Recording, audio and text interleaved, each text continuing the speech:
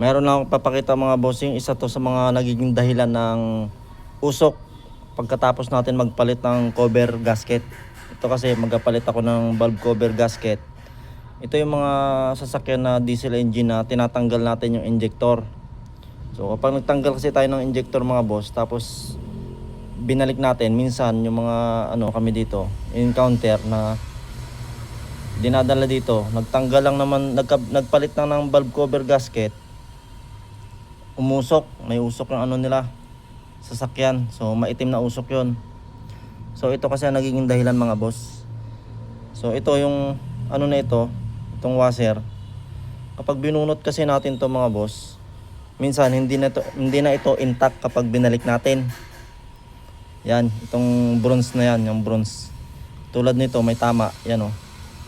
Medyo may tama siya. Kapag binalik natin to, nagiging problema to, nagkakaroon to ng singaw. Kaya nagkakaroon ng usok, kulay itim na malakas na usok. Hindi siya normal na usok.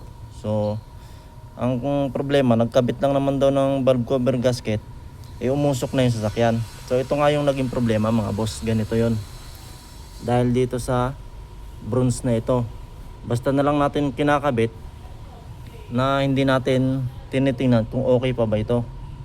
Dahil kasi kapag nilapat natin yan, hindi na siya intact, kaya nagkakaroon ng singaw. Kaya mas maganda palitan natin to mga boss, tong bronze na to. Hindi ito basta washer mga boss. Yan, kaya palit lang natin to. Okay na yan mga boss, hindi yan magiging problema. So yun lang.